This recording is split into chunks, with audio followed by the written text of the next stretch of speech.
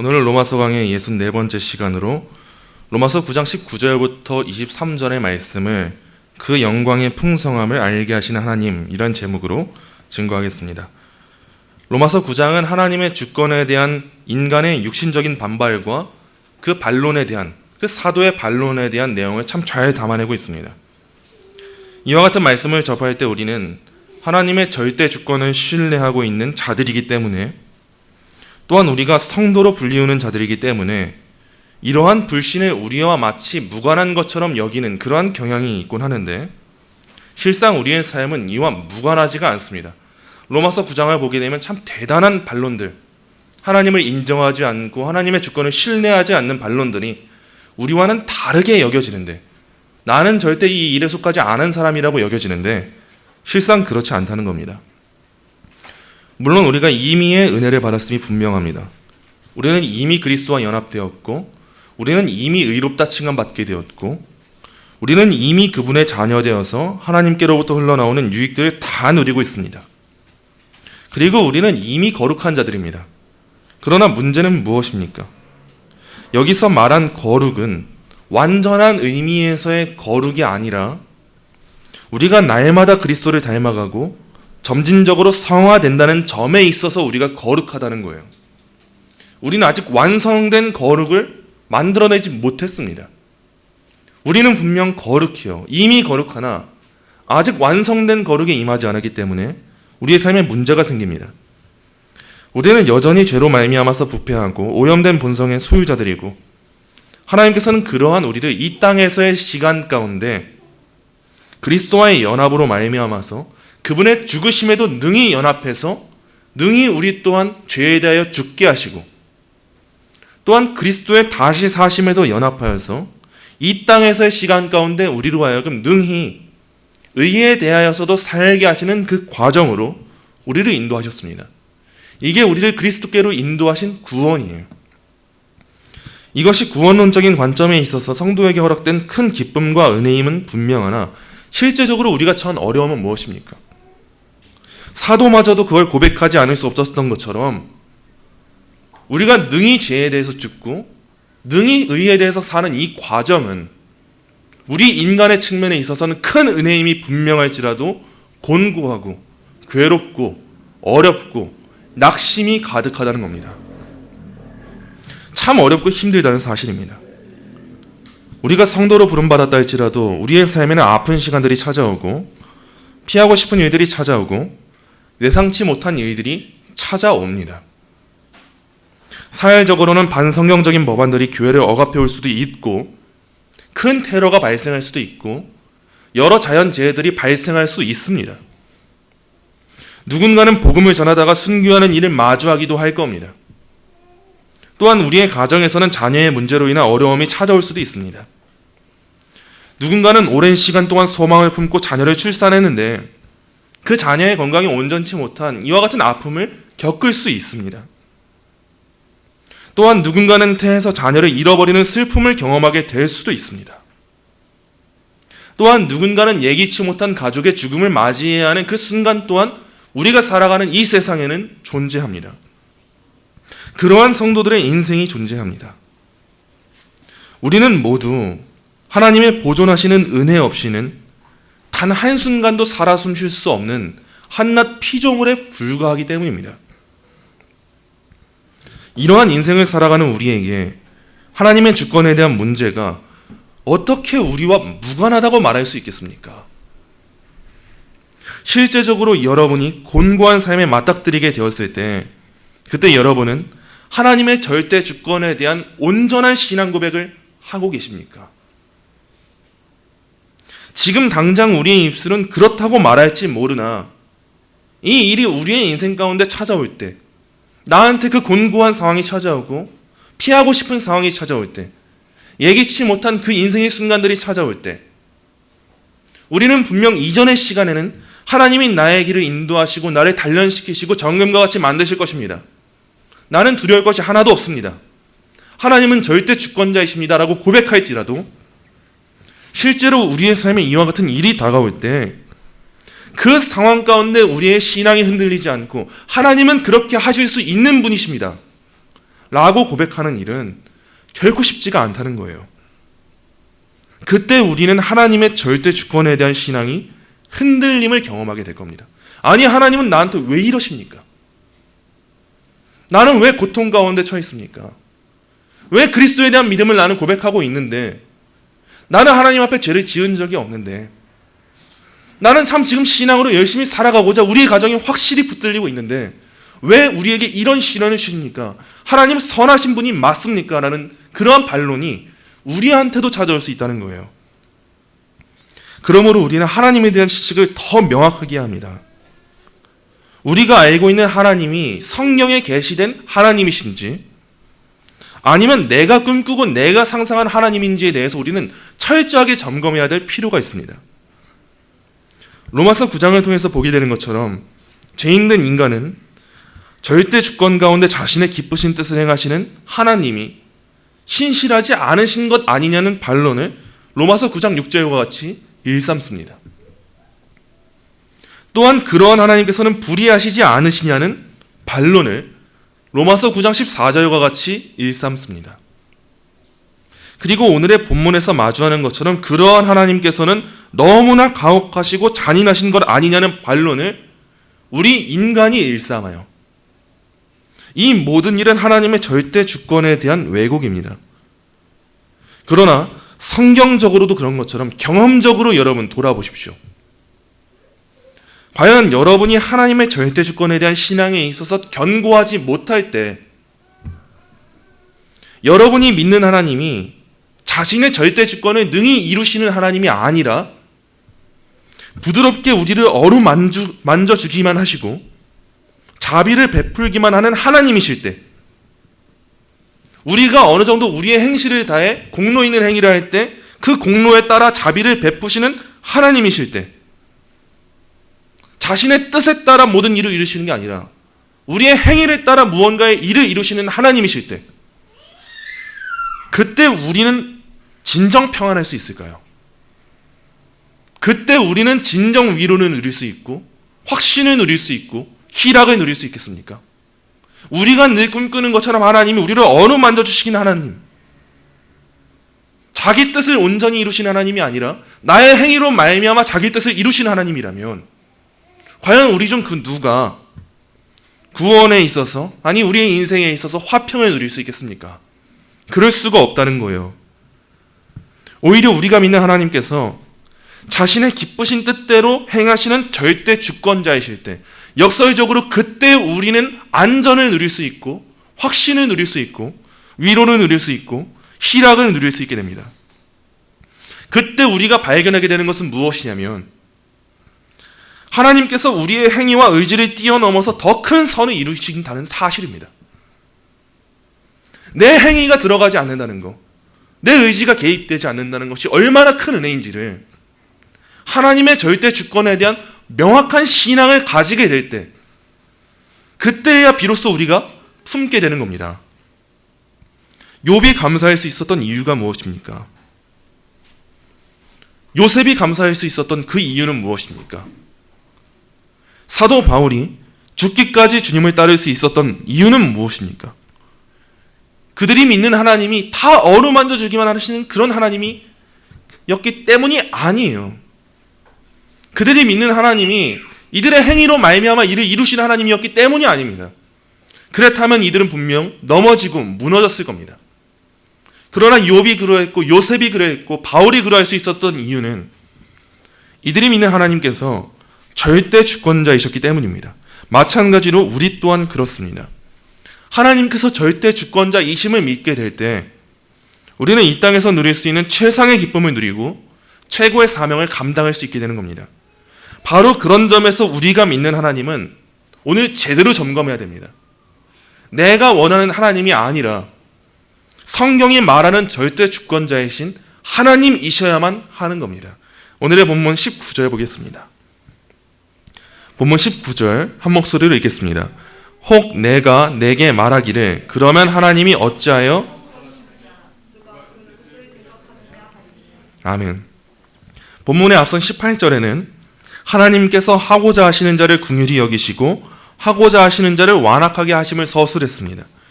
그리고 본문 19절에서는 이 서술에 대한 반박이 등장하는 거예요. 하나님의 절대 주권에 대하여서 죄인된 인간이 지니는 반론은 오늘 본문처럼 그러면 하나님이 어찌하여 허물하시느냐, 누가 그 뜻을 대적하느냐 하는 겁니다. 즉 하나님께서 어떤 자들은 긍휼히 여기시고 어떤 자들은 완악하게 하셔서 누구는 구원의 은혜를 받고 누구는 진노를 피할 길이 없다면 그 책임은 하나님께 있는 거 아니냐라는 숙면론자들의 반박이에요. 그러나 우리는 여기서 잊지 말아야 할 것이 있습니다. 하나님께서 베푸시는 구원의 은혜는 불공평하다거나 신실하지 못하다거나 불의하지 않다는 거예요. 그 이유가 무엇입니까? 애초에 모든 인간은 동일하게 진노의 자리에 놓여져 있어서 이러한 은혜를 받을 만한 공로도 없고 자격도 안 되고 가치도 없었는데 하나님께서는 이 구원의 계획을 인간이 태어나기도 전에 어떠한 행위를 하기도 전에 영원 전에 이미 자기의 기쁘신 뜻 가운데 죄인 중 일부를 택하시고 나머지는 내버려 두셨기 때문입니다. 하나님의 구원이 인간의 어떠한 조금의 틈도 개입할 틈이 없고 오직 하나님의 기쁘신 뜻만으로 이루어지기 때문이에요. 자신의 기쁘신 뜻 외에는 이와 같은 하나님의 사역에 개입하는 무언가가 전혀 없습니다. 앞선 로마서 9장 16절처럼 원하는 자로 말미암음도 아니요 다른 박질하는 자로 말미암음도 아니요 오직 긍휼히 여기시는 하나님으로 말미암음이 하나님의 구원입니다. 그렇다면 이제 누가 하나님께 허물을 물을 수가 있겠습니까? 애초에 시작점이 그런 거예요. 시작점이 인간은 죄인이에요. 시작점이 진노를 받아 마땅합니다. 그런데 하나님께서 그 중에 일부에게 긍휼을 베풀어 주시는데 과연 죄인된 인간 중 그 누가 하나님 때문에 제가 죄인이 되었습니다 라거나 하나님은 불의하십니다라고 허물을 물을 수 있겠느냐는 거예요. 그런 점에 있어서 사도는 이어지는 본문에서 이렇게 묻습니다. 20절 21절입니다. 이 사람은 내가 누구에게 감히 하나님께 반문하느냐, 지음을 받은 물건이 지은 자에게 어찌 나를 이같이 만들었느냐 말하겠느냐. 토기장이가 진흙 한 덩이로 하나는 귀 쓸 그릇을 하나는 천이 쓸 그릇을 만들 권한이 없느냐. 아멘. 이 사람아 내가 누구이기에 감히 하나님께 반문하느냐. 사도는 본문에서 이 사람과 하나님을 대비시켜요. 이건 뭐냐면 존재의 차이를 각인시키는 겁니다. 이러한 반론을 하는 사람은 이 사람아라는 소리를 들어야 되는 사람이고 그 반론의 대상인 하나님은 그 존재의 격차가 어마어마했어. 우리의 말로 다 할 수 없는 분이어서 이 말은 애초에 말이 되지 않는다. 어디 감히 그런 말을 내뱉냐 이렇게 말하는 거예요. 내가 누구이기에 너 자신을 알라는 겁니다. 사도는 지금 그걸 묻고 있는 거예요. 주제를 넘지 말라는 겁니다. 왜 주제를 넘어서면 안 됩니까? 사도는 이렇게 말해요. 지음을 받은 물건이 지은 자에게 어찌 나를 이같이 만들었느냐 말하겠느냐. 우리는 지음을 받은 물건이고 하나님께서는 지은 자이십니다. 이것이 하나님과 인간의 존재적 차이예요. 지음받은 물건에게는 왜 나를 이렇게 만드셨습니까? 라거나 왜 나에게 이런 상황을 허락하십니까? 라고 말할 그런 자격이 주어지지가 않았어요. 우리가 수요일의 문답 1문에서도 살핀 것처럼 우린 왜 하나님을 영화롭게 하렵니까? 우리가 지음받은 존재이기 때문이에요. 하나님께서는 지은 자이기 때문입니다. 이 존재적 차이 아래에서 우리는 능히 하나님의 영광을 위해 살아가야 마땅한 존재인 거예요. 이 이유 말고도 수없이 많은 이유가 있겠지만 이 이유 하나면 끝나는 겁니다. 그래서 사도는 지금 꾸짖는 거예요. 이 사람아, 옛날 어른들이 어린 아이가 어르신들에게 까불거리거나 하면 안 돼 예의에 어긋나는 행동을 할 때 어디 이놈의 자식이 이렇게 말하지 않습니까? 그 존재의 차이를 인식하라는 거예요. 우리의 입술에서도 동일하게 나올 수가 있습니다. 하나님 저한테 왜 이런 일을 행하십니까? 그때 우리가 기억해야 될 것은 이 사람아 내가 누구이기에 감히 하나님께 반문하느냐 이 말씀입니다. 개역개정 성경에는 하나님께 반문하느냐라고 번역되어 있지만 개역 한글 성경에는 하나님을 힐문하느냐라고 번역되어 있습니다. 원문의 의미를 살필 때 이와 같은 주장은 반문보다 힐문으로 표현하는 게 더 적합합니다. 힐문이 무엇입니까? 그것은 사전적으로 트집을 잡아 따져 묻는 행위를 의미합니다. 하나님의 절대 주권에 대해서 의구심을 품고 그걸 적대시한다면 그거는 반론을 넘어서서 반문을 넘어서서 진정 희문에 불과한 겁니다. 사도는 토기장이와 진흙을 예로 들어서 이렇게 반론을 반박합니다. 토기장이가 진흙 한 덩이로 하나는 귀 쓸 그릇을 하나는 천이 쓸 그릇을 만들 권한이 없느냐. 토기장이가 진흙을 자유롭게 다루어서 자기가 원하는 그릇을 만들 수 있듯이 하나님께서는 절대 주권자로서 무엇이든 자기가 원하시는 바를 이루실 수 있는 분이세요. 이 권한은 그릇에게 있지 않습니다. 이 권한은 토기장이이신 하나님께 있는 겁니다. 토기장이의 권한을 진흙이 논하는 것처럼 이와 같은 반론에 대해서 칼빈은 헛된 일이고 미친 짓이라고 말합니다. 우리의 입술을 되돌아봐야 합니다. 우리의 입술 가운데 이 존재적 차이를 인식하지 못하고 사람으로서 하나님께 대하여서 희문하는 불신앙이 나온다면 그 일은 헛된 일이고 미친 짓입니다. 사도는 여기서 듣는 이들을 더 쉽게 납득할 만한 다양한 근거를 제시해서 하나님의 절대 주권과 예정의 교리를 더 설명할 수 있겠지만 더 설명하지 않습니다. 왜냐하면 그분의 절대 주권자 되신만을 설명하면 그것만으로도 충분하기 때문이에요. 우리가 지음받은 자이고 그분께서 지은 자라면 더 이상의 무언가의 설명을 할 필요가 없다는 겁니다. 하나님께서는 지은 자이시고 우리가 지음받은 물건인데 무엇을 논할 수 있겠냐는 거예요. 우리는 이 이유만으로 우리의 그릇된 희문을 멈춰야 하는 겁니다. 이어지는 22절, 23절 보겠습니다. 22절, 23절 함께 읽겠습니다. 만일 하나님이 그의 진노를 보이시고 그의 능력을 알게 하고자 하사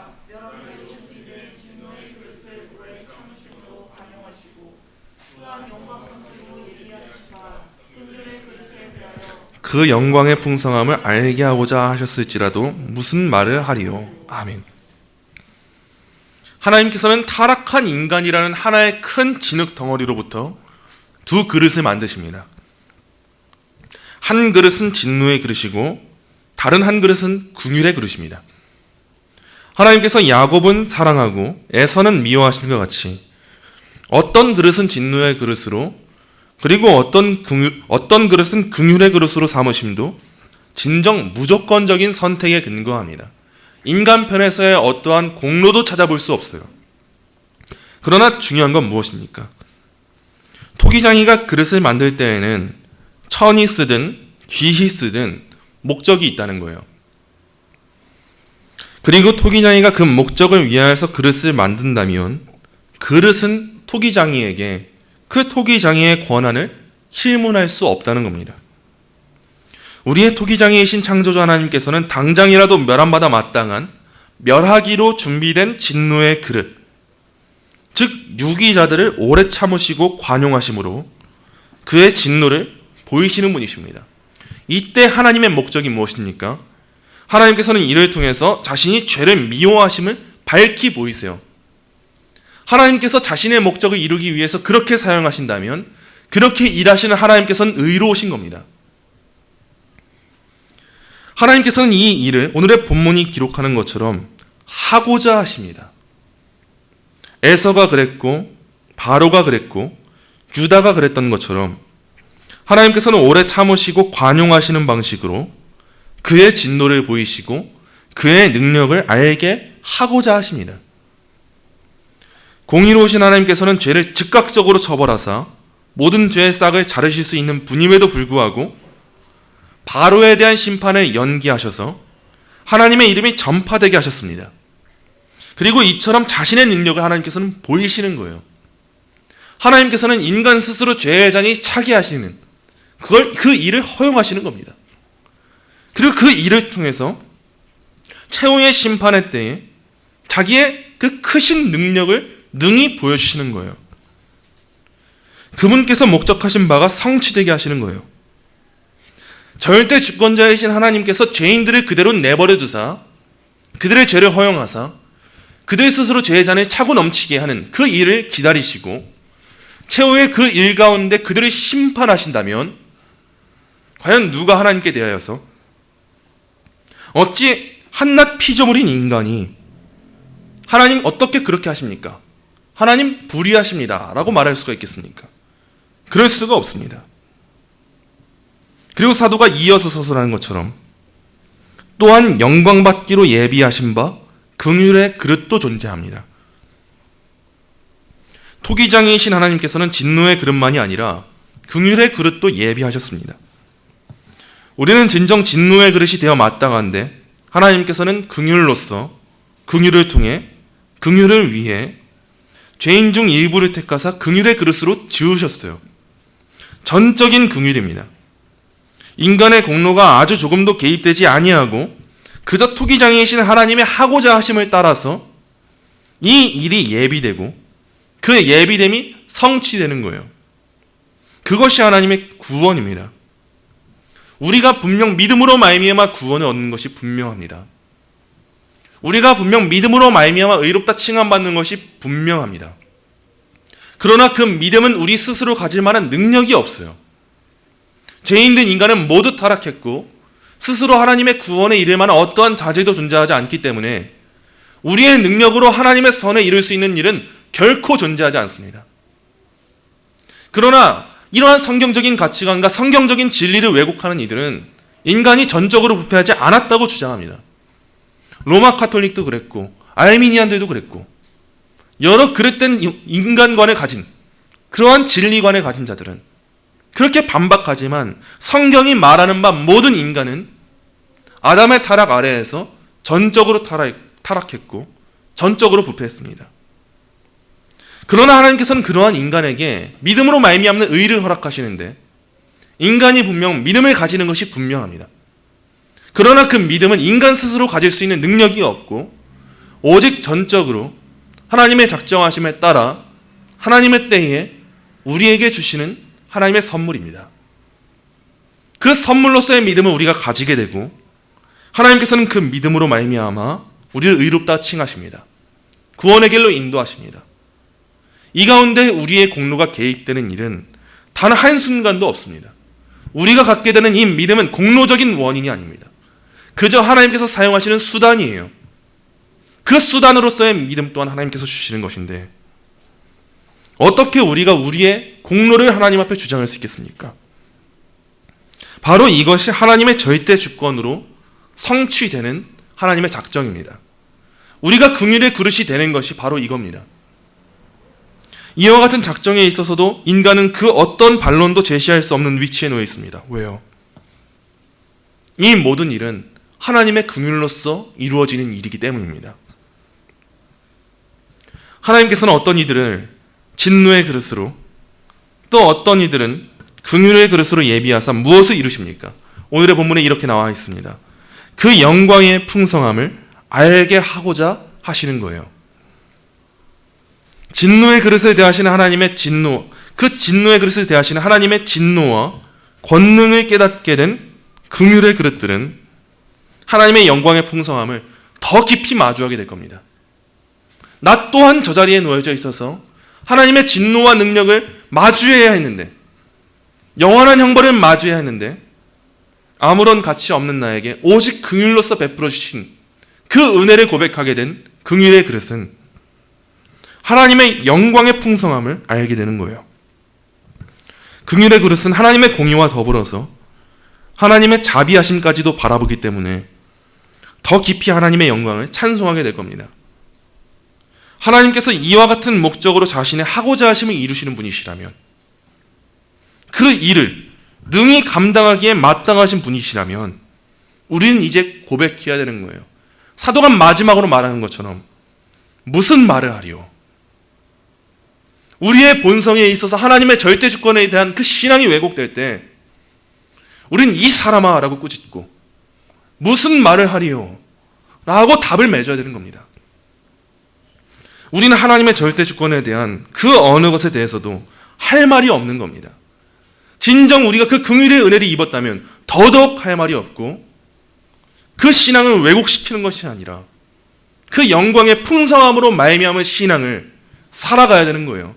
욥이 그랬던 것처럼, 요셉이 그랬던 것처럼, 사도 바울이 그랬던 것처럼 상황과 환경이 바뀌어도 이 모든 일을 합력하여 선을 이루시는 하나님의 작정 안에 있음을 믿고 그 믿음을 고백하며 그 영광을 찬송하는 것, 그게 우리 긍휼의 그릇들이 살아가야 할 삶입니다.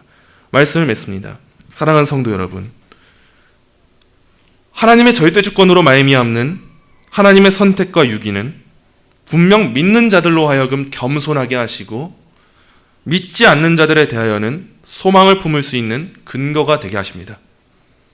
왜냐하면 이와 같은 하나님의 구원은 결코 인간의 자질과 선행에 개입되지 않고 전적인 하나님의 기쁘신 뜻에 근거하기 때문입니다.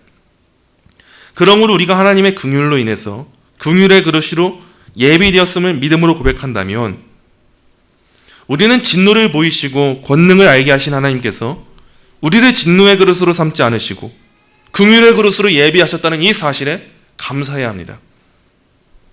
하나님의 풍성한 영광을 고백하고 더 겸손해져야 합니다. 더 그 은혜의 가치를 묵상할 수 있어야 합니다. 이 은혜의 가치를 묵상하지 않으면서도 나는 하나님의 긍휼의 그릇입니다 라고 고백한다면 과연 그가 진정 하나님의 진노를 알고 하나님의 권능을 아는 자일까요? 우리는 더욱 이와 같은 하나님의 구원에 있어서 겸손케 되고 감사함으로 귀히 쓸 그릇의 삶을 살아야 합니다. 왜냐하면 하나님께서는 인생의 걸음을 인도하시지만 자기의 길을 계획하는 우리의 마음을 막지 않으시고 귀히 쓰시는 하나님이시기 때문입니다.